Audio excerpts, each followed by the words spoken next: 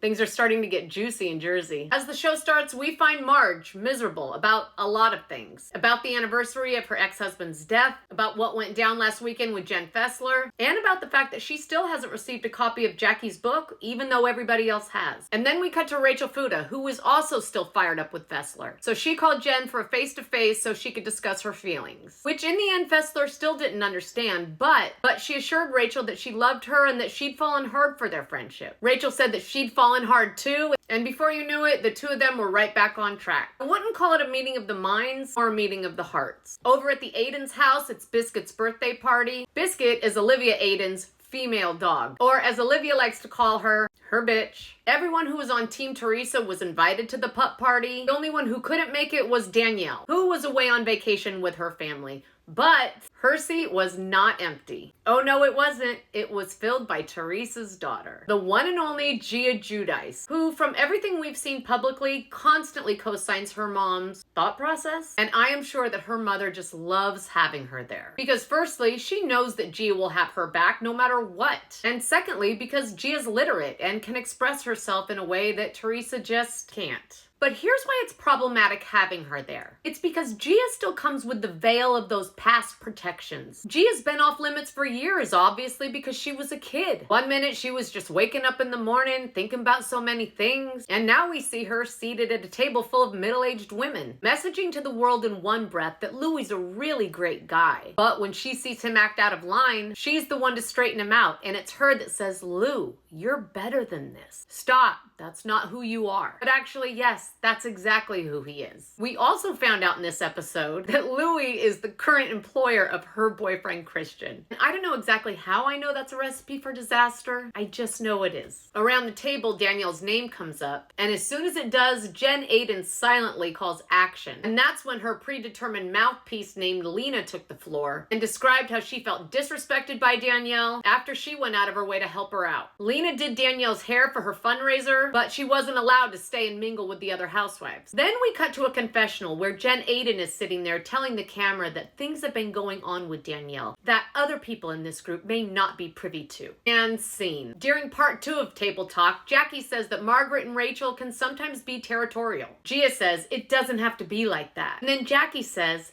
"That's why I'm so happy. I feel nothing but good feelings here." Teresa goes, "Aww." Meanwhile, Dolores is about to barf and trying to figure out what planet she's on. In Gorgoland, Melissa and Joe take Antonia to college, and once Joe realized that it was co-ed, he publicly announced that Antonia doesn't like boys. Just a dad trying to look out for his daughter. They give her dorm room an incredible makeover, and then it's time to say goodbye. And the throwback montage of Antonia growing up was just so sweet. Poor Joe Gorgo was filled with so much emotion, it looked like his face was gonna fall off. I started crying just watching him try so hard not to cry. Over at Danielle and Nate's, she's all excited about Fashion Week, but very clearly bummed that none of her family will be there to support her. She's on the outs with what feels like her entire family. Danielle said, "I want my family to support me, and in my mind, that means a family who loves me and would never hurt me. But that's not what I have," she says. But newsflash, Danielle, no one does. No one has a family that never lets them down because that's not the way life works. It's not meant to be pain-free. And learning how to deal with love and disappointment is part of our human curriculum. Then it's game time in the battle for Brooklyn. In the locker room, Danielle asked Jackie how she swung an invite to the puppy party. And Jackie fires back with, "I'm actually friends with Jen. We've been friends since 2018. The only person I'm not friends with, Danielle, is you." Marge tells Jackie not to take personal offense, and Jackie says back, "You never take my side." Then Marge claps back with, "What have you ever done for me? It was the anniversary of Jan's death and I heard nothing from you. I still don't even have a book and I'm the one that helped you get the deal. But yet you send one to everybody else." Then Marge says to Jackie,